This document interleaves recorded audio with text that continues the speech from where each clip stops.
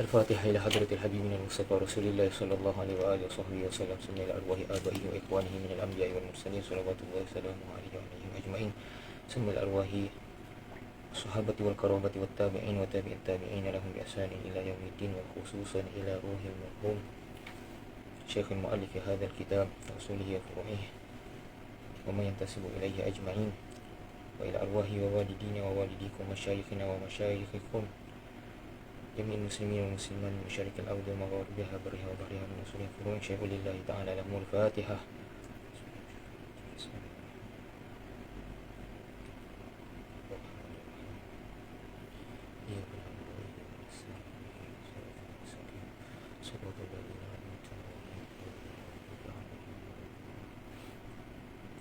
Bismillahirrahmanirrahim. Alhamdulillahi Rabbil Alamin.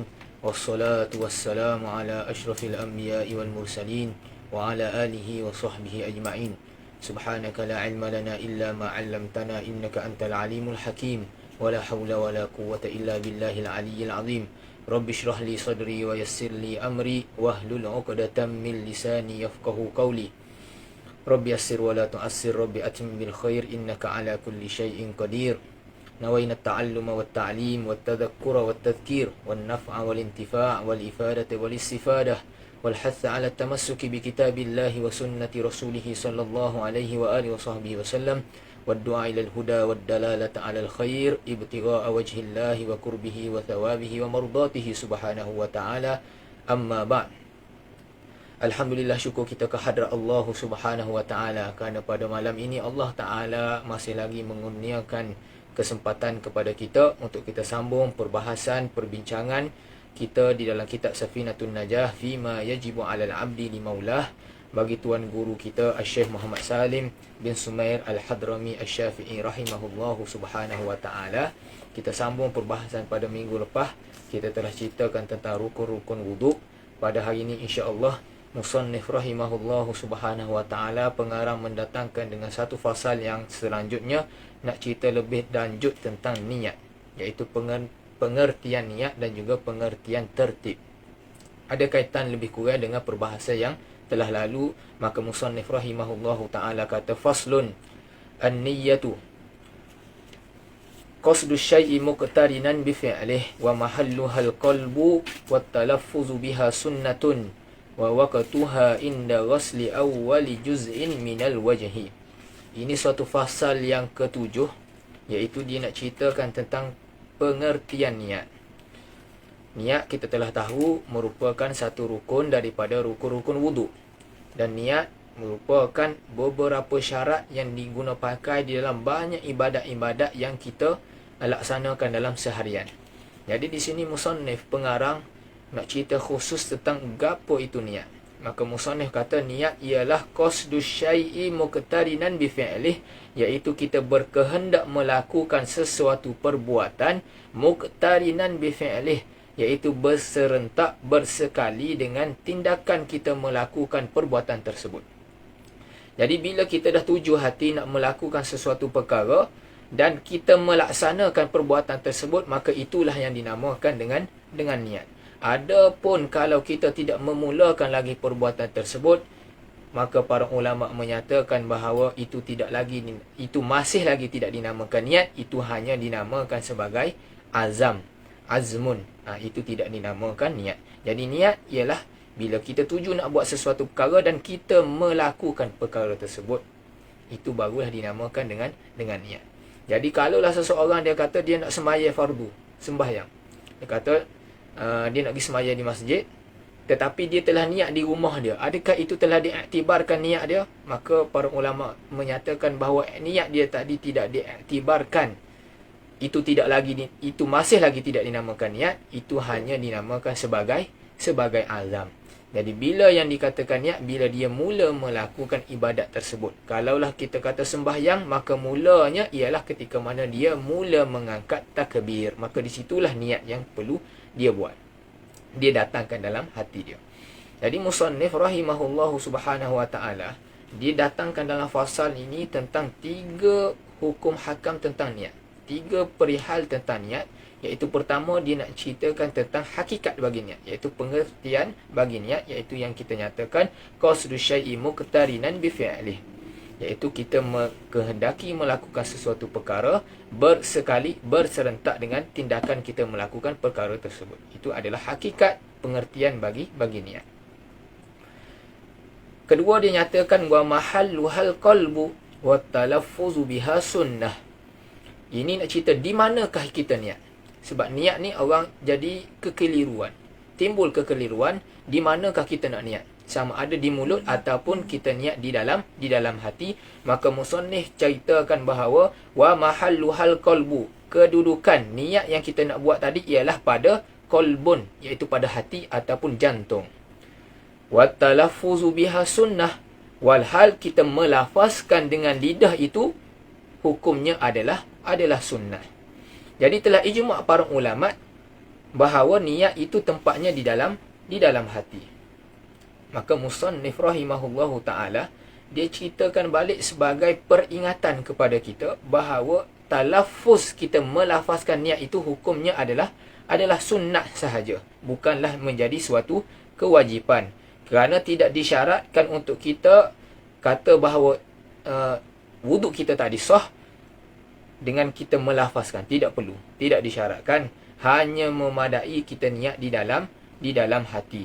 Akan tetapi kalaulah kita melafazkan dengan lidah, hukumnya adalah sunat kerana dia dapat membantu apa yang kita nak niatkan di dalam hati. Sebab apa musannif rahimahullahu subhanahu wa ta'ala datangkan peringatan begini? Kerana ada beberapa masalah di dalam bidang fiqh yang tidak memadai hanya dengan niat. Dia kena lafaz. Kerana di sini kita katakan kena niat di dalam hati. Tak perlu kita berlafaz. Tetapi ada beberapa masalah fiqh yang memerlukan kita melafazkan perkataan tersebut tidak memadai dengan niat. Misalnya adalah permasalahan cerai dan juga talak. Kita ada ikatan hubungan perkahwinan antara seorang lelaki dan juga perempuan yang dinamakan perkahwinan. Kita dah berkahwin dengan seorang isteri. Kemudian berlaku masalah di dalam keluarga yang menyebabkan kita tak ngam dah dengan isteri kita, menyebabkan kita nak memutuskan ikatan perkahwinan antara seorang suami dan juga seorang isteri. Maka mesti ada satu lafaz yang memutuskan ikatan tersebut yang kita namakan sebagai talak. Maka talak ataupun cerai memerlukan kita melafazkan supaya terungkai ikatan tersebut. Adapun kalaulah dia hanya datangkan di dalam hati dia. Contoh suami ni tak puas hati dah dengan isteri, bergaduh siap malam, tetapi dia hanya nyatakan di dalam hati dia, aku nak cerai isteri dalam hati saja. Dalam hati tu katalah aku ceramu talak 3, talak 10, talak 100. Tetapi dia tidak lafazkan melalui mulut dia. Adakah jatuh perceraian tersebut? Maka ulama kata tak jatuh kerana disyaratkan supaya melafazkan. Kerana sesuatu ibadat yang berkaitan dengan akdun, ada ikatan, iaitu melakukan ijab dan juga qabul, mesti merupakan ibadat yang memerlukan kepada sirah, kena lafaz. Jadi nak merungkaikan ikatan tersebut mesti guna lafaz juga. Maka tidak memadai talak menggunakan niat semata-mata, mesti melafazkan, barulah terputus ikatan perkahwinan antara isteri dan juga suami tersebut. Begitu juga pada masalah nazar. Nazar tak memadai kita hanya niat di dalam hati. Contoh kita nak buat sesuatu ibadat untuk mendekatkan diri kita kepada Allah Subhanahu Wa Taala, kita nazar. Contoh kalau aku ni luluh peperiksaan, aku nak puasa esok hari. Wajiblah ke atas aku untuk aku puasa esok hari. Dia nak bernazar, dia sebut aku bernazar begitu. Tetapi dia hanya nyatakan di dalam hati dia, dia tidak lafazkan perkataan tersebut, maka hukumnya tidak dinamakan sebagai nazar yang sahih. Dia hanya dinyatakan sebagai azam di dalam hati dia, maka dia tidak wajib melaksanakan apa yang dia niatkan tersebut. Jadi kalau dia nak bernazar, mesti lafazkan melalui lisan dan juga mulut dia. Barulah hukum tadi kena kepada diri dia. Adapun hanya ada di dalam hati, hukum dia masih lagi tidak sah nazar tersebut.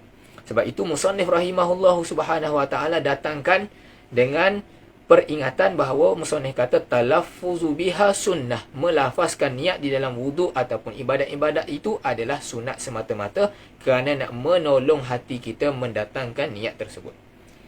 Itu perbahasan yang kedua. Dia masuk kepada perbahasan yang ketiga, wa waqtuha inda ghasli awwali juz'in minal wajhi. Dan waktu untuk kita niat ialah ketika basuhan bahagian pertama daripada wajah. Ini pada permasalahan wuduk. Dengan maksud, zaman ataupun masa untuk kita niat dalam sesuatu ibadat ialah pada awal ibadat tersebut. Jadi kalau kita nak berwuduk, awal ibadat kita ialah ketika kita membasuh anggota yang wajib, iaitu bahagian muka. Maka ketika mana air kena kepada mana-mana juzuk bahagian muka, maka ketika itulah kita datangkan dengan niat. Adapun sebelum daripada itu tidak dinamakan daripada niat. Melainkan pada masalah puasa. Pada permasalahan puasa, maka syarak membenarkan untuk kita mendatangkan niat terdahulu daripada amal ibadat tersebut. Kerana para ulama menyatakan bahawa susah untuk kita datangkan niat dengan memulakan ibadat puasa. Kerana puasa dimulai dengan terbitnya fajar. Maka kalaulah kita nak mendapatkan tepat ataupun masa yang memang betul-betul tepat pada ketika naik fajar tersebut, maka itu susah. Maka para ulama menyatakan bahawa dibolehkan untuk kita niat untuk berpuasa sebelum daripada terbit fajar, iaitu pada waktu malam. Dan ini berbetulan dengan saranan Nabi SAW supaya kita meniatkan untuk berpuasa pada waktu malam, iaitu tabyidun niyah. Jadi untuk puasa dibenarkan untuk kita niat awal daripada sebelum kita melakukan ibadat tersebut. Tak perlu pada awal untuk kita, awal ibadat yang kita lakukan, iaitu awal-awal puasa, iaitu pada waktu subuh. Kerana susah untuk kita dapatkan waktu yang tepat pada waktu subuh. Jadi dibolehkan untuk kita niat awal pada ibadat puasa. Itulah, boleh tengok perbahasan ini dalam kitab Qawaid Fiqhiyah lah. Ini perkara yang detail sikit dinyatakan oleh para ulama-ulama fiqh, khususnya dalam kitab Qawaid Fiqhiyah. Baik.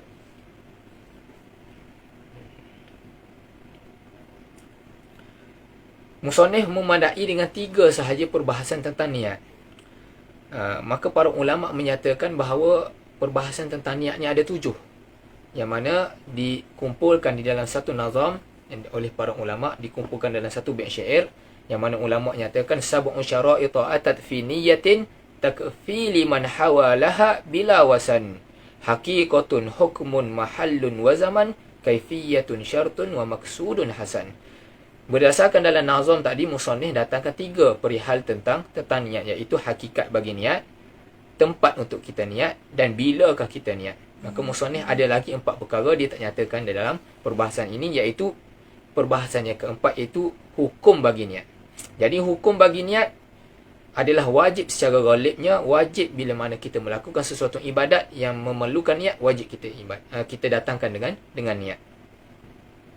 Tetapi ada beberapa masalah yang disunatkan sahaja untuk kita niat. Misalnya, kita memandikan jenazah.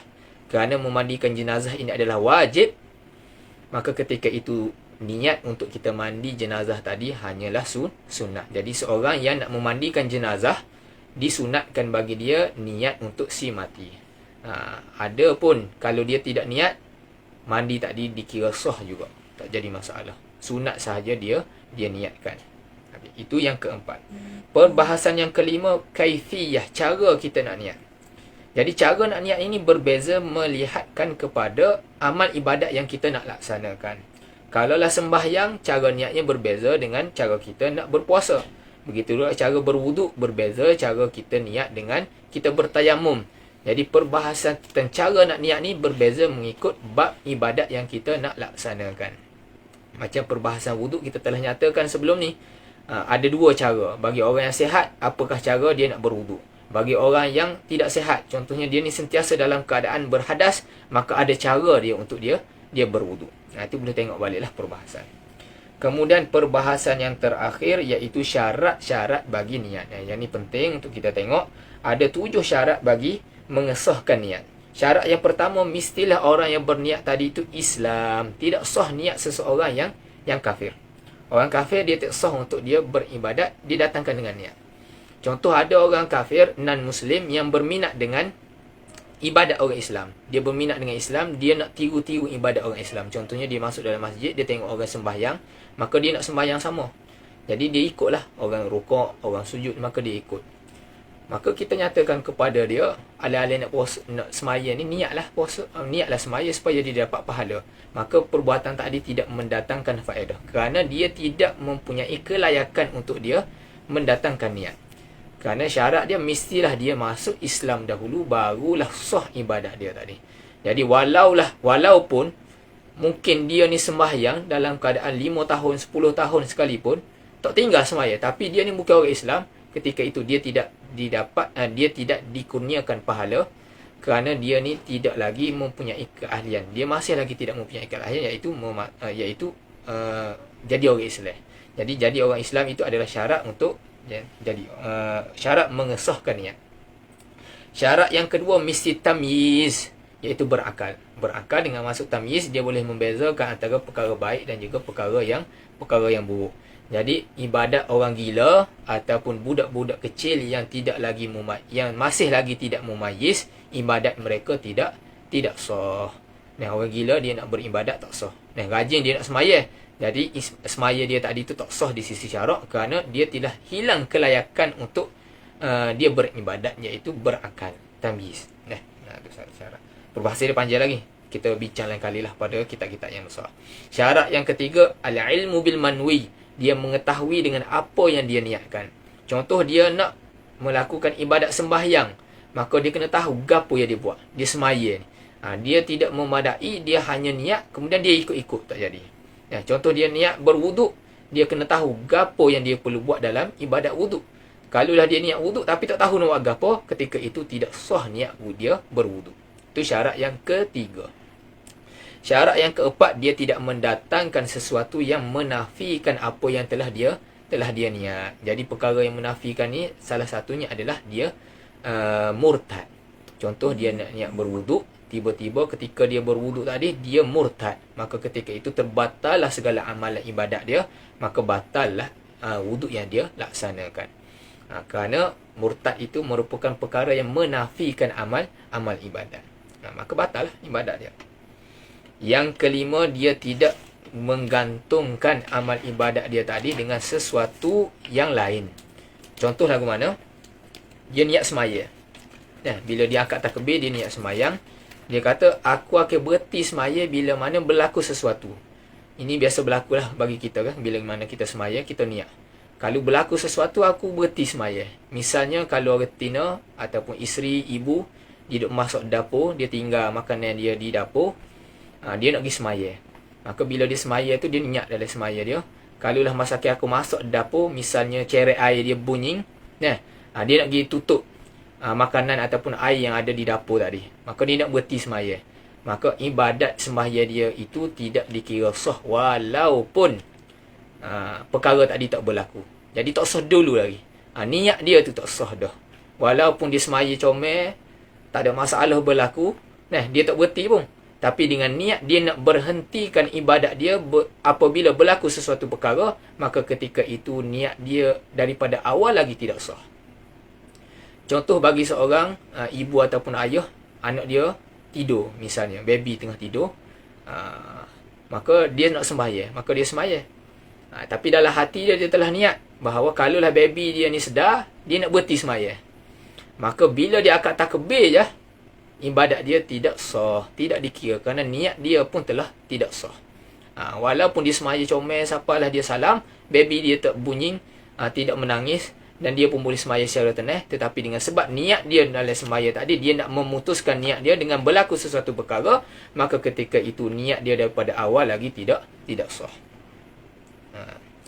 Syarat yang keenam, bahawa tidak berlaku taraddud untuk dia memberhentikan ibadat dia tadi. Dia tidak berpapah nak memberhentikan. Contoh, bila mana dia nak semaya, dia tengah semaya, dia mari perasaan dalam hati dia, nak berhenti ke tak saya berhenti? Nak membatalkan sembahyang dia ataupun tidak? Ada berpapah di dalam hati dia, nak meneruskan ibadat ataupun tidak? Maka ketika itu telah membatalkan niat dia. Niat mestilah jazim, mestilah putus, tetap, jazam. Maka bila berlaku sesuatu keraguan, ni bukan waswas ni, dia ragu nak berhenti ataupun tidak, maka ketika itu niat dia tidak lagi diiktibarkan pada syarak, maka ketika itu sembahyang dia tidak sah. Supolah juga pada ibadat-ibadat yang lain. Itu syarat yang keenam. Janganlah kita ada taraddud nak memutuskan, nak memberhentikan ibadat kita tadi. Kalau ada taraddud, maka batal lah niat kita, maka batal lah ibadat yang kita laksanakan. Dan syarat yang ketujuh, tahqiqul muqtadi, memang benda yang kita nak buat tadi tu berlaku, dengan maksud perkara yang menyebabkan kita nak niatkan tadi. Contoh, kalaulah kita nak berwuduk, perkara yang mewajibkan bagi wuduk gapo, iaitu hadas. Mewajibkan wuduk adalah hadas. Kita telah nyatakan pada perbahasan minggu lepas. Jadi tidak sah bagi seseorang yang taraddud, Abu ni berhadas ke tidak, maka dia berwuduk. Maka ketika itu tidak sah wuduk seseorang yang taraddud, dalam keadaan dia ni berpapah, dia tak tahu bahawa dia ni dalam keadaan berwuduk, dia ni dalam keadaan berhadas ataupun tidak. Mesti dia jazam, putus dalam hati dia bahawa dia ni dalam keadaan hadas, barulah dia ambil wuduk. Itulah perbahasan tentang niat. Ada 7 perbahasan utama dalam niat, yang mana kita boleh datangkan perbahasan 7 ni dalam mana-mana bab fiqh. Dia akan masuk semua dalam perbahasan fiqh. Jadi di sini musannif datangkan perbahasan ni comel. Jari kitab-kitab lain dia datangkan perbahasan tentang niat. Boleh tengoklah dalam kitab-kitab yang lain. Dan yang ke-7, tertinggal satu lagi, iaitu maksud, tujuan kita niat. Jadi niat ini ada 2 tujuan. Sama ada kita nak membezakan antara adat dan juga ibadat. Jadi bila mana kita lakukan sesuatu perkara, boleh jadi ibadat ataupun adat. Contoh, bila mana kita mandi. Kita mandi. Jadi mandi ni boleh jadi mandi yang dikategorikan sebagai mandi ibadat. Boleh jadi mandi yang dikategorikan sebagai mandi adat, kebersihan. Jadi apakah perkara yang boleh membezakan antara 2 kategori tersebut? Jadi kriteria dia mesti ada satu, iaitu niyah. Maka niatlah yang membezakan antara 2 perkara tersebut. Mandi yang sama, cara yang sama, tetapi nak membezakan adalah dengan niat. Dengan maksud, bila mana kita niat, kita akan dapat pahala kerana kita telah melaksanakan ibadat. Tetapi kalau kita tak niat, jadi mandi tadi sebagaimana mandi-mandi yang biasa. Contohnya, kita beriktikaf dalam masjid. Cara kita beriktikaf sama dengan duduk-duduk yang lain. Kita duduk tetap di dalam masjid, itu tidak mendapat pahala. Tetapi kalau kita niat beriktikaf dalam masjid, mendapat pahala. Kita tak laksanakan apa-apa pun, tak letih, tak buat perkara berat, tetapi membezakan kita dapat pahala dan juga tidak, ialah dengan kita niat. Bila kita masuk masjid, kalau orang yang tak niat iktikaf, dia tak dapat pahala. Keadaan dia sama je dengan orang yang niat iktikaf. Tetapi orang yang niat iktikaf dapat pahala kerana dia datangkan dalam hati dia niat iktikaf. Jadi maqasid, tujuan pertama didatangkan niat adalah untuk membezakan antara ibadat dan juga adat. Dan yang kedua, nak membezakan antara maratib, martabat bagi ibadat tersebut. Kerana ibadat ini walaupun rupanya satu, tetapi martabat dia berbeza. Kategori dan juga ranking dia berbeza. Contoh, bila mana kita mandi, kita ada mandi wajib dan juga ada mandi sunnah. Jadi nak membezakan antara mandi wajib dan juga mandi sunnah adalah dengan niat. Contoh sembahyang, supaya juga kita semaya, maka nak membezakan antara semaya sunat dan juga semaya fardu adalah dengan niyah. Adalah dengan niat. Jadi kalau kita tidak ada perkara yang membezakan, maka apa beza? Maka ulama menyatakan bahawa perkara yang membezakan antara perkara tersebut adalah dengan kita datangkan dengan niyah. Habislah perbahasan tentang niat. Kemudian musannif rahimahullah subhanahu wa ta'ala sambung perbahasan selanjutnya. Dia kata, wattartibu alla yuqaddima udwun ala udwin. Tertib ialah kita tidak mendahulukan sesuatu anggota ke atas anggota yang lain. Yakni bahasa mudahnya kita ikut turutan. Itu tertib lah. Kita telah nyatakan perbahasan tertib dalam bab wuduk pada kelas yang telah lalu, iaitu ada tertib hakiki dan juga tertib takdiri. Boleh rujuk baliklah perbahasan tentang tertib. Mudah-mudahan habis. Kemudian musannif rahimahullahu subhanahu wa ta'ala berkata, nafa'anallahu bihi wa bi'ulumihi fid daraini amin. Al-ma'u qalilun wa kathir. Air ada 2 kategori. Ada air yang sedikit dan juga air yang banyak. Air, perbahasan air merupakan salah satu perbahasan yang penting dalam kitab Taharah, dalam perbahasan tentang bersuci. Dia merupakan salah satu wasilah cara untuk bersuci. Kita telah nyatakan pada perbahasan yang lalu ada 4 cara nak bersuci, iaitu satunya menggunakan air, yang kedua menggunakan debu tanah, yang ketiga menggunakan batu untuk beristinja ataupun sesuatu yang mempunyai kriteria sebagaimana batu, dan yang keempat alatan untuk kita menyamuk kulit binatang, ad-dabir, untuk menyamuk kulit binatang. Jadi ini adalah 4 perkara yang dinamakan sebagai wasilatut taharah, cara-cara untuk kita bersuci di dalam agama Islam. Jadi dia telah nyatakan perbahasan tentang istinja sebelum ni, maka kali ini dia nak nyatakan perbahasan tentang air. Perbahasan tentang air ni penting lah. Maka musannif kata air ni ada 2 jenis.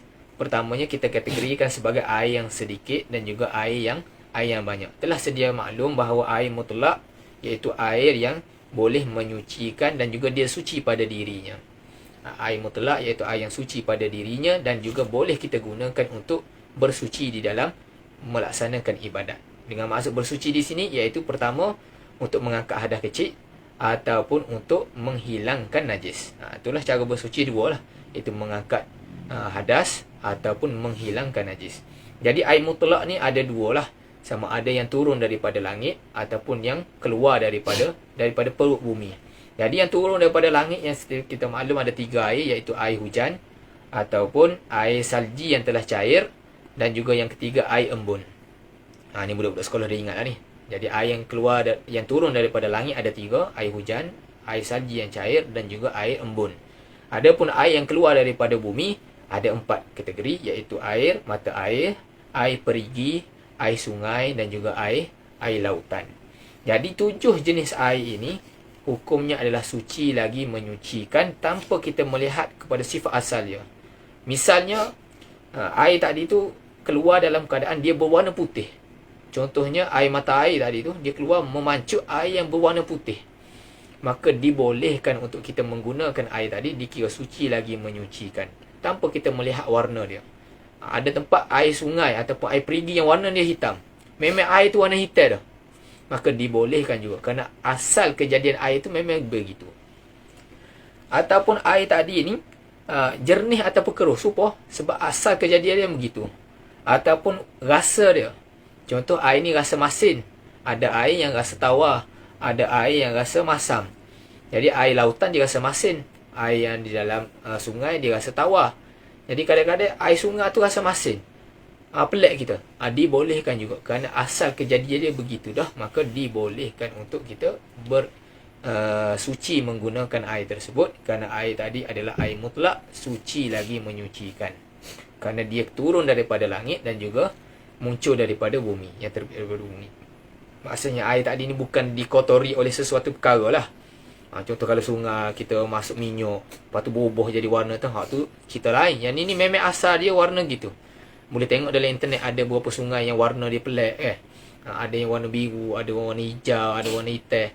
Apa warna sekalipun boleh kita guna. Baik, musannif nyatakan bahawa air ni kita ada 2 kategori, sama ada air yang banyak ataupun air yang sedikit. Sebab apa dia kategori begini? Kerana setiap air ni ada hukum dia. Syarak telah tetapkan kalau air yang sedikit ada hukum dia, air yang banyak ada hukum dia. Maka perkara pertama yang kita perlu tahu, apakah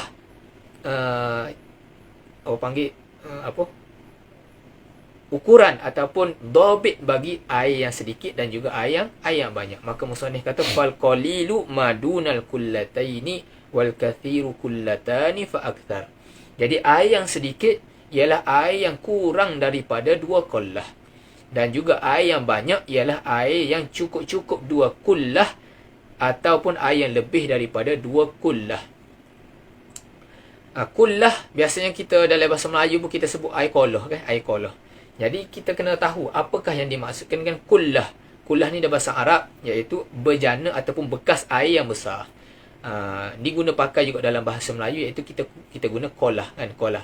Masjid kita ada kolah, rumah-rumah orang lama dulu pun dia ada kolah air, tempat untuk simpan air. Jadi kullah pada syarak dia ada kriteria dia, ada piawaian dia, nak dinamakan sebagai 2 kullah. Maka kita boleh tengok mengikut beberapa kategori. Pertama, kalaulah bekas tadi berbentuk empat segi, maka ukuran untuk cukup dua kullah ialah 60 cm panjang, darab bagi 60 cm lebar dan juga darab 60 cm tinggi. Jadi 60 cm darab lebar, tinggi dan juga panjang. 60 cm persegi kan, Mat? Squat cube. Bisa maju pun. 60 cm 3 ke atas. Itu kalau dalam bentuk empat segi. Kalaulah dalam bentuk bulatan, tabung silinder misalnya, maka mestilah tinggi dia 120 cm dan lebar diameter bulatan tersebut 50 cm. Jadi 50 cm diameter bulatan, darab 120 tinggi. Jadi kalaulah bulatan dia lebih besar, maka tinggi dia pun akan lagi kurang lah. Kalaulah diameter dia kecil, maka tinggi dia pun kena tinggi lagi. Jadi 120 cm tinggi darab 50 cm diameter dia. Itu kalau dalam bentuk bulatan, yang kita boleh tengok bekas yang bentuk bulatan. Yang ketiganya, asal bagi kullah ini dalam bentuk berat. Maka para ulama menyatakan berat bagi dua kullah ialah 500 rotlun bagdadiyun, 500 pound, nisbah pada bilangan Baghdad. Yang ni timbangan berat air yang ada dalam dua kullah tadi melangkaui 500 kati Baghdad. Kalau nak kira dalam dalam bilangan kilogram, iaitu dalam lebih kurang 192 kilogram. Air tadi, berat air adalah 192 kilogram. Itu adalah dua kullah. Orang zaman dulu dia susah nak kira air ni. Dia tidak ada kullah, dia tidak ada tabung, bentuk-bentuk bekas air, dia tak simpan air. Jadi cara dianya dulu, orang-orang zaman dulu, dia ada tank minyak. Maka dalam kitab Ustaz Mahathir Jur, dia nyatakan, kalaulah kita nak tahu ukuran timbangan air menggunakan dua kullah, boleh juga kita guna tin minyak tanah. Zaman dulu lah ni. Dalam kitab-kitab Jawi dinyatakan bahawa dua kullah ialah menggunakan 13 tin minyak tanah. Zaman dulu dia ada 13 tin minyak tanah tu gabung, itulah dua kullah. Besar manalah tin minyak tanah dulu kan. Kita boleh tahulah. Cuma bagi kita yang berada di dalam zaman milenium ni, kita tak gunalah benda-benda tadi, kita guna dalam ukuran liter. Maka para ulama berkhilaf bilangan yang tepat untuk 500 pound Baghdadi tadi, dua kullah. Maka setengah ulama menyatakan dalam bentuk liter adalah 216 liter. Cuma dalam kitab Fiqh Islami wa Adillatuh bagi Syekh Muhammad Wahbah Az-Zuhaili rahimahullahu subhanahu wa ta'ala, dia nyatakan untuk kita katakan air itu cukup dua kullah, mestilah cukup 270 liter. Barulah air tadi dinamakan sebagai air yang cukup dua kullah. Boleh jadilah ada khilaf 216 ataupun 270 liter. Boleh tengoklah dalam kitab Misbahud Dujah Syarah Safinatun Najah bagi Ustaz Mahathir Jur, dinyatakan ukuran-ukuran tersebut. Jadi air ni kita bagi dua lah, air yang cukup dua kullah ataupun air yang kurang daripada dua kullah. Jadi air yang sedikit dia ada hukum dia. Maka musannif rahimahullah subhanahu wa ta'ala kata, wal qalilu yatanajjasu biwuqu'in najasati fihi wa illam yataghayyar. Dan air yang sedikit itu yatanajjas, jadi najis. Kita namakan air tadi mutanajjis. Asalnya air mutlak, tetapi berubah hukum dia jadi mutanajjis. Dia telah jadi air yang kena najis. Bila biwuqu'in najasati fihi, sekiranya dengan jatuh najis ke dalam air tersebut. Wa illam yataghayyar, sekalipun air tadi tidak berubah sifat-sifat dia. Jadi sifat air ada tiga. Sama ada air tadi kekal dalam keadaan rasa dia, kekal dalam keadaan air yang sama, ataupun warna dia, ataupun bau dia. Jadi tiga sifat air. Sama ada rasa, rasa ni kita boleh rasa air tu lah. Sama ada air tadi tu rasa melekit, ataupun rasa lembut, ataupun warna air. Ada ketikanya air ni warna jernih, ada ketikanya air ni berubah menjadi warna kuning, ataupun yang ketiga sifat dia adalah bau dia. Ada ketikanya air tadi tu tidak berbau, tiba-tiba dengan masuk najis dia berbau. Jadi air yang sedikit bila mana masuk najis ke dalam air yang kurang daripada dua kullah, maka dihukumkan air tadi mutanajjis walaupun air tadi tidak berubah sifat-sifat dia. Misalnya kita ada air dalam satu bekas yang kecil. tiba-tiba jatuh tahi cicak yang panas-panas lagi masuk dalam bekas tadi. Tahi cicak yang kecil ni tidak merubahkan sifat air tadi. Air tadi tidak berubah pun. Air kekal dalam keadaan dia. Tetapi dihukumkan air yang sedikit di dalam bekas tadi adalah air yang mutanajis. Tidak boleh untuk kita gunakan untuk bersuci. Kerana air tadi kurang daripada dua kullah. Dalil dia daripada mana? Kerana ada suatu hadis Nabi SAW, Nabi bersabda, "Idza sayqadha ahadukum min naumih fala yaghmis yadahu fil ina'i hatta yaghsilaha thalathan fa innahu la yadri aina batat yaduhu." Nabi SAW bersabda, bila mana kamu bangun daripada tidur, maka janganlah kamu memasukkan tangan kamu di dalam bekas air. Kerana adat orang zaman dulu, dia tidak ada tandas yang khusus. Maka bila mana dia tidur, dia sediakan bekas air di sebelah dia ataupun di dalam rumah dia untuk dia bersuci bila mana dia telah bangun. Nak basuh tangan, nak basuh muka, nak bersuci lah, nak melakukan ibadat sembahyang misalnya. Maka dia ada sediakan air. Maka Nabi kata, bila mana mu bangun tidur, jangan terus pergi masukkan tangan kamu di dalam bekas air yang kurang tadi. Air yang sedikit tadi. Jadi dalam bekas air ni sedikit lah, kurang daripada 2 kullah. Sehinggalah kamu membasuh tangan kamu 3 kali. Ini cara sunat lah ni. Untuk meyakinkan kita bahawa telah suci tangan kita daripada kekotoran. Kerana Nabi SAW bersabda, فَإِنَّهُ لَا يَدْرِي أَيْنَ بَاتَتْ يَدُهُ. Sesungguhnya dia tidak mengetahui ke manakah tangan dia telah hinggap. Boleh jadi orang yang tidur ni dia tidak tahu dah. Kerana akal dia telah terangkat ketika dia tidur, maka tangan dia telah bergerak. Ada orang tidur ni kat perangai dia memasukkan tangan di dalam seluar dia misalnya. Dia pegang kemaluan dia, kemungkinan keluar najis-najis yang tertentu. Maka telah mengotori tangan dia dengan najis yang dia tidak tengok. Maka oleh kerana itu, maka para ulama beristimbat berdasarkan hadis ini. Dia nyatakan bahawa najis yang ada pada tangan tadi, dia tidak dapat tengok. Dan kita tidak tengok najis tersebut. Dan najis yang ada pada tangan tadi tidak merubah pun sifat air yang sedikit tadi. Maka kalaulah perkara tersebut tidaklah menajiskan air dengan semata-mata dia masukkan tangan tadi, nescaya Nabi tidak melarang.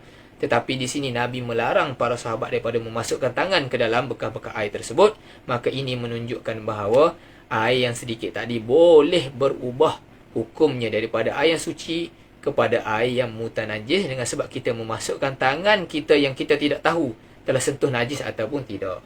Maka daripada hadis tadilah, maka para ulama menyatakan bahawa air yang kurang daripada 2 kullah, bila mana masuknya sesuatu najis, walaupun air tadi tidak berubah sifatnya, maka air tadi telah dihukumkan sebagai air yang mutanajis. Tidak lagi boleh kita buat untuk bersuci.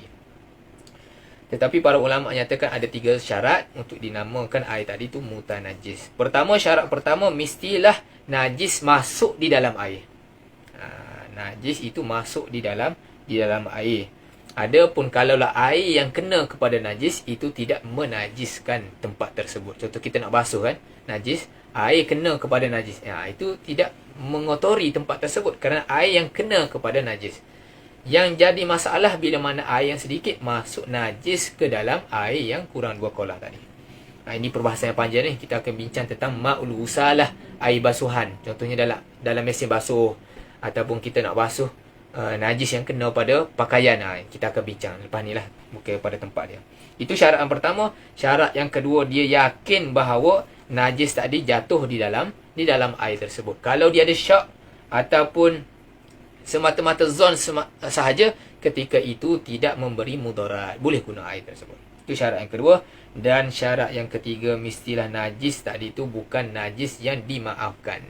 Ada pun najis yang dimaafkan, misalnya najis yang kita tak boleh tengok dengan menggunakan mata yang mu'tadil, yang kebiasaan ni. Contohnya najis tadi tu dalam keadaan yang kecil sangat, kita tak nampak.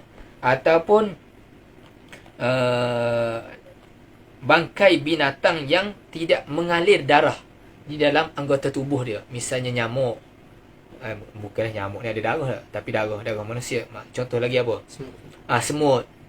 Ataupun serangga-serangga yang tidak mengalir darah di dalam tubuh badan dia. Bila mana dia jasuk dia di dalam air yang sedikit, maka ketika itu tidak menajiskan air tersebut, dengan syarat tidak merubahkan sifat air, dan juga bukan kita sengaja memasukkan najis-najis yang dimaafkan tadi di dalam air yang sedikit tersebut. Tetapi kalaulah contohnya masuk semut di dalam air yang sedikit, air tadi berubah jadi bau busuk, ataupun warna ada berubah, ataupun kita dah rasa melekit air tersebut, maka ketika itu tidak dimaafkan juga, air tadi dijatuhkan sebagai air yang mutanajis.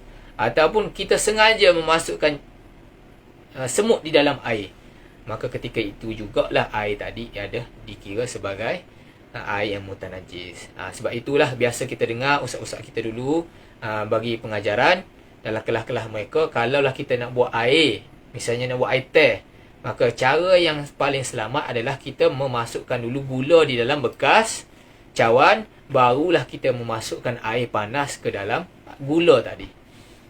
Kerana kalaulah ada semut di dalam gula tadi, maka itu tidak menajiskan air minuman tersebut. Tetapi kalaulah kita letak dulu air panas, kemudian baru memasukkan gula ke dalam air tersebut, tiba-tiba dalam gula tadi ada semut-semut yang tersembunyi, maka ketika itu air tadi telah jadi najis.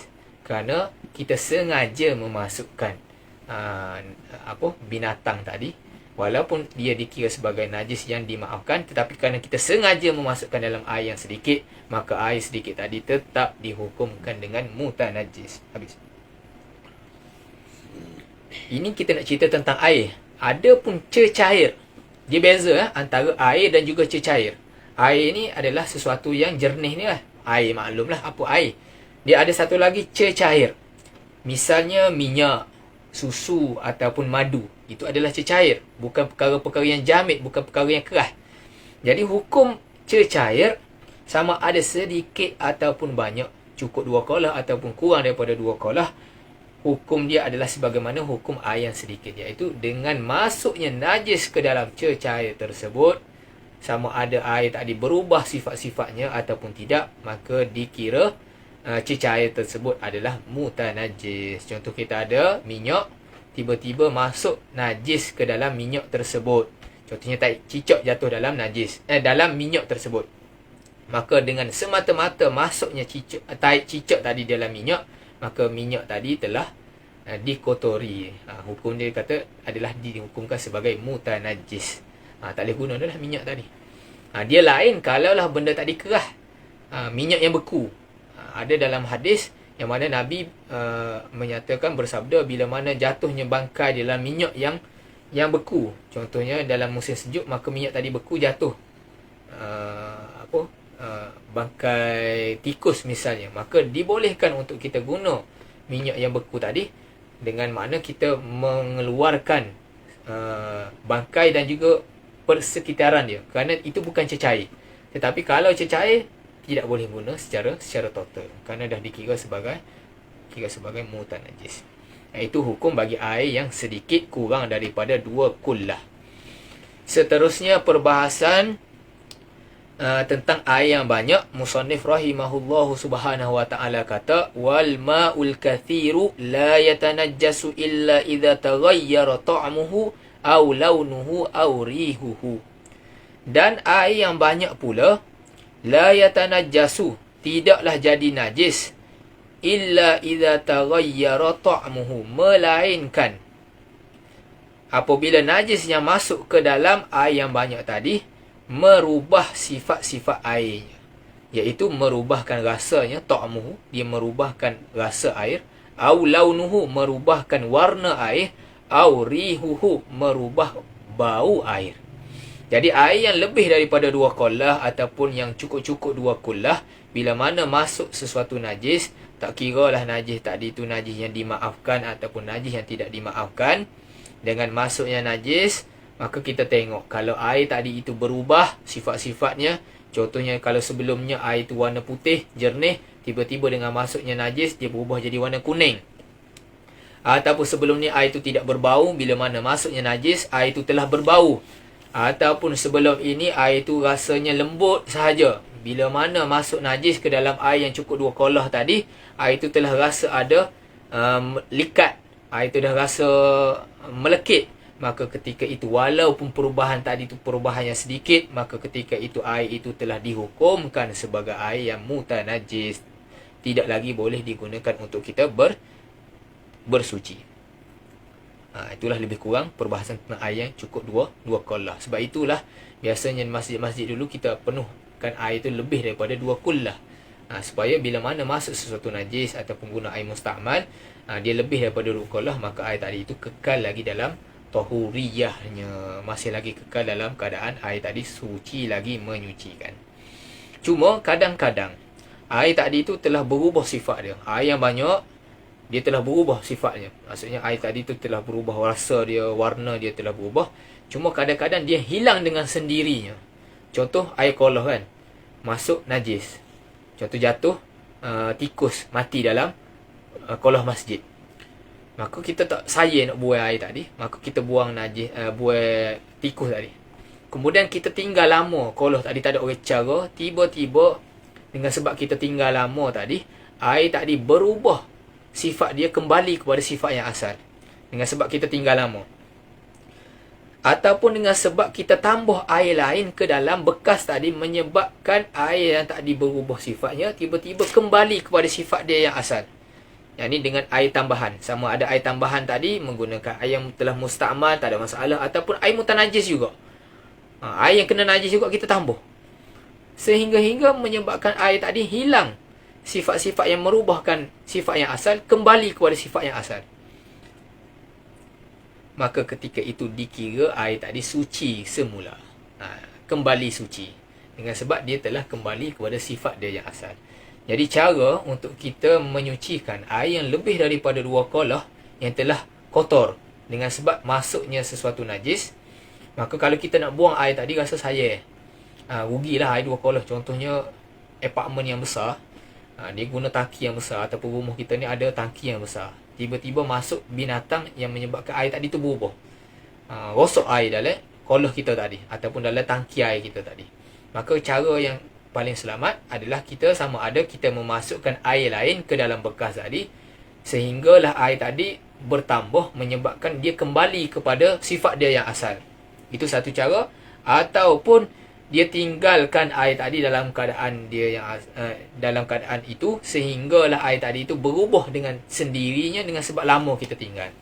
Maka ketika itu air tadi tidak lagi jadi mutanajis, dia telah kembali kepada sifat dia yang asal, iaitu air yang suci lagi menyucikan. Tetapi kalaulah seseorang itu letak minyak wangi ataupun za'faran, air yang telah berubah sifat, tiba-tiba dia letak za'faran. Za'faran ni boleh menyebabkan air itu jadi comel. Ataupun dia letak minyak wangi supaya nak menghilangkan bau najis tadi, maka tidak dikira suci, kerana perkara-perkara tadi itu menutup sifat-sifat najis. Satir. Dia hanya menutup, mengaburi sahaja. Air tadi tidak berubah sifat dia. Habis. Seterusnya kita masuk perbahasan pada fasal yang ke-9, iaitu faslun mujibatul ghusli sittatun. Fasal yang ke-9 pada nak membicarakan perkara-perkara yang mewajibkan untuk kita mandi. Yang ni mandi wajib. Ada 6 perkara. Jadi ada 6 sebab yang menyebabkan seseorang itu wajib dia mandi untuk dia melakukan ibadat. Kalau dia tak mandi, tak sah ibadat dia. Jadi mandi ni, ghuslun, ada 3 cara bacaan, iaitu dengan sama ada kita baca dengan baris depan ghuslun, ghuslun, ghislun, tetapi memberi makna yang berbeza. Maka itlaqat para fuqaha, ulama-ulama fiqh, bila mana masuk perbahasan tentang mandi, mereka menggunakan istilah ghuslun dengan dibaca dengan baris depan, dhammah. Kita baca ghuslun. Jadi ghuslun adalah mandi, iaitu kita meratai tubuh badan kita dengan air dengan niat tertentu. Itu adalah mandi. Ghuslun. Adapun ghuslun kita baca dengan baris atas, itu merupakan terms ataupun istilah yang kita gunakan untuk perbuatan kita basuh sebahagian anggota, iaitu kita terjemah sebagai basuh. Jadi kalau pakaian ataupun anggota yang tidak cukup seluruh anggota tubuh badan, itu dinamakan ghuslun, kita basuh. Tetapi ghuslun itu adalah mandi. Jadi perbahasan tentang mandi hari Jumaat ataupun mandi wajib, mandi ihram, maka kita baca ghuslul Jumaah. Ghuslu ihrami, bukan baca ghuslun. Tetapi kalau kita idafatkan, kita sandarkan kepada pakaian ataupun tempat kita solat, itu kita namakan ghuslun, basuh. Satu lagi ghislun. Ghislun adalah benda yang kita tambah di dalam air. Contohnya sabun, wangian, itu adalah ghislun, isim fa'il. Itu tentang luruh lah sikit tentang pembacaan ghuslun, ghuslun, ghislun. Makna yang berbeza semua. Sebagaimana wuduk itulah, wuduk dan juga wadu. Wuduk adalah perbuatan wuduk, perbuatan kita ambil air semaya tadi. Wadu adalah air sembahyang tu tersendiri. Jadi hukum mandi ni ada 6 sebagaimana dinyatakan oleh para fuqaha. Pertamanya wajib, sebagaimana perbahasan dalam fasal yang kita nak bicara ini, iaitu mandi itu wajib. Dengan maksud mesti kita mandi. Kalau tak mandi, berdosa, tak sah ibadat kita. Apabila seseorang itu ada 6 faktor yang dia akan nyatakan dalam fasal ini. Dan satu lagi iaitu bila mana dia bernazar. Contoh mandi sunat, dia bernazar. Contoh esok hari Jumaat, dia bernazar aku nak mandi hari Jumaat. Maka ketika itu asalnya mandi wajib, mandi sunat telah berubah hukumnya jadi mandi wajib. Kena mandi. Kalau tak mandi kena bayar kafarah. Hukum yang kedua, sunnah kita mandi. Sunat kita mandi. Kalau kita mandi dapat pahala, kalau kita tak mandi tak dapat apa-apa. Iaitu mandi sunat. Maka Al-Habib Habib Hasan Al-Kaf dalam kitab Taqriratus Sadidah, bila mana kami mengaji dulu, dinyatakan bahawa ada 36 jenis mandi sunat. Banyak mandi sunat ni. Dan dalam bab yang khusus, antara lainnya dalam bab haji, ada 10 jenis mandi. Jadi dalam bab haji ni adalah sesuatu bab ibadat yang paling banyak mandi. Ada 10 jenis mandi. Bila mana kita masuk kota Mekah, kita masuk kota Madinah, ada mandi, sunat mandi. Ihram, sunat mandi. Di Mina, sunat mandi. Di Muzdalifah, sunat mandi. Boleh tengoklah perbahasan tentang umrah dan juga haji. Jadi mandi sunat ni ada banyak. Ulama kita kata ada 36 jenis lah. Boleh kumpulkan lah tu. Seterusnya hukum harus. Maksudnya kita nak mandi boleh, tak usah mandi pun tak ada masalah. Iaitu bila mana kita nak sejukkan tubuh badan dia. Kita rasa panas, tengah hari tu rasa panas, kita nak sejukkan tubuh badan, hukumnya adalah harus. Ataupun kita nak membersihkan tubuh badan kita tanpa ada niat untuk beribadat, ketika itu hukumnya adalah harus. Seterusnya hukumnya makruh kita mandi. Dengan maksud kalau kita mandi, kita ni tidak digalakkan oleh syarak. Syarak keji. Kalau kita mandi tak dapat dosa, tapi syarak tak galakkan kita mandi. Bila mana kita berpuasa, kita menenggelamkan, kita menyelam seluruh tubuh kita di dalam air. Kerana dikuatiri badan kita dimasuki air ke dalam rongga-rongga yang menyebabkan boleh membatalkan puasa kita. Maka ketika itu, bagi nak menutup sadduz zara'i supaya puasa kita ni terjaga, tak terbatal, maka ketika itu makruh kita mandi dengan cara menyelam seluruh tubuh badan kita di dalam air. Hukum yang kelima, haram tetapi sah. Mandi tadi. Mandi itu dapat dosa tapi sah. Iaitu mandi menggunakan air yang dicuri ataupun air yang dirampas. Kita nak mandi tapi tak ada air. Tengok-tengok kita pergi curi air masjid misalnya. Ataupun kita pergi curi air dalam kolah jiran kita sebelah. Ataupun kita curi air milik orang lain. Ketika itu mandi kita sah tetapi haram, dapat dosa. Dosa. Ada satu lagi hukum, haram tapi tak sah. Dolah haram tak sah pula. Iaitu ketika mana seseorang perempuan yang didatangi darah haid, dia keluar darah haid, tiba-tiba dia mandi dengan niat untuk beribadat. Dia ni mari darah haid, kalau ikutkan hukum, haramlah dia melakukan ibadat. Tiba-tiba dia nak mandi, nak melakukan ibadat. Jadi mandi dia tadi tu dengan niat dia nak beribadat, hukumnya adalah haram, berdosa.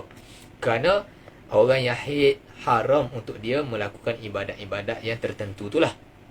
Contohnya puasa, ataupun dia nak sembahyang, nak baca Quran. Jadi dia mandi wajib. Ketika itu adalah haram. Kerana haid tadi merupakan mawani', penghalang daripada sahnya sesuatu ibadat bagi perempuan tersebut. Itu adalah sedikit tentang hukum hakam mandi. Cuma di sini musannif rahimahullahu subhanahu wa ta'ala nyatakan ada 6 faktor sebab untuk seseorang itu mandi wajib. Dia kata ada 6 perkara. Yakni 3 perkara khas bagi wanita dan 3 perkara yang berkongsi antara lelaki dan juga perempuan. Dengan maksud bagi lelaki ada 3 saja faktor, tetapi bagi perempuan ada 6 faktor untuk menyebabkan dia ni mandi wajib. InsyaAllah kita tengok. Jadi bagi betina, khusus bagi dianya adalah haid, nifas dan juga wiladah. Ni lelaki tak ada. Jadi seseorang perempuan yang datang darah haid, darah nifas ataupun dia beranak, dia kena mandi wajib. Adapun bagi lelaki dan juga perempuan, iaitu jima', keluar mani dan juga mati. Itu lelaki dan juga perempuan sama saja. Dan mandi wajib ni hukum dia bukanlah dengan kadar segera. Dengan maksud kalaulah kita keluar mani, adakah wajib kita mandi segera? Para ulama kata tidak. Wujub ini adalah wujubut tarakhi, bukan wujubul fauri. Dengan maksud dia adalah sebahagian daripada wajib-wajib muwassa' yang diluaskan. Sebagaimana sembahyang jugalah. Dengan maksud bila masuknya waktu sembahyang, tak wajib ketika tu lalu kita nak sembahyang. Cuma kita kena azam bila masuk waktu sembahyang, wajib lah kita nak sembahyang.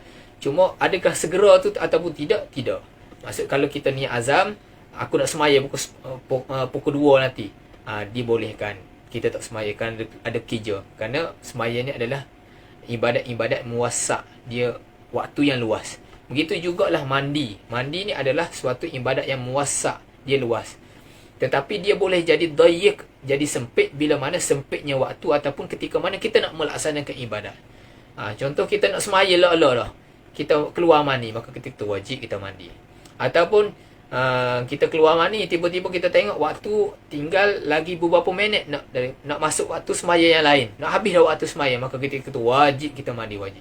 Dah jadi segera, maka dia fleksibel lah, melihat kepada waktu sembahyang dan juga ketika mana kita nak sembahyang tadi. Dan mandi ni merupakan setengah daripada ibadat-ibadat dan juga syariat yang terdahulu. Umat-umat terdahulu pun telah ada pensyariatan mandi. Sebab itu kita tengok musyrikin Mekah jahiliyah, mereka juga mandi bila mana mereka berjunub. Telah sabit bahawa mereka ini bila mana berjunub, dia orang mandi. Kerana mereka mengamalkan sebahagian daripada syariat-syariat Nabi Ibrahim AS. Jadi sejak zaman Nabi Ibrahim AS telah ada pensyariatan mandi. Bukan khususiat lah bagi umat kita, tapi telah ada pada umat-umat yang terdahulu. Jadi dinyatakan ada 6 perkara yang mewajibkan untuk kita mandi wajib. Yang mana pada malam ini kita tidak mampu untuk selesaikan perbincangan tersebut. InsyaAllah kita bincang pada perbincangan minggu hadapan, kalau Allah Subhanahu Wa Taala bagi umur yang panjang, kesihatan yang berpanjangan kepada kita semua. InsyaAllah kita boleh lagi sambung perbincangan kita ini pada minggu hadapan pada masa yang sama, iaitu pukul 9 malam, InsyaAllah. Jadi itu sekadarlah pada malam ini. Apa-apa kekurangan, salah silap yang saya nyatakan pada malam ini, itu datang daripada diri saya minta maaf. Dan apa-apa kebaikan dan juga kelebihan, semua itu datang daripada Allah Subhanahu Wa Taala. Aqulu qawli hadza fa astaghfirullahal azim wa lakum. Wassalamualaikum warahmatullahi taala wabarakatuh. Wa sallallahu ala sayidina Muhammad wa ala alihi wa sahbihi wa barak wa sallam.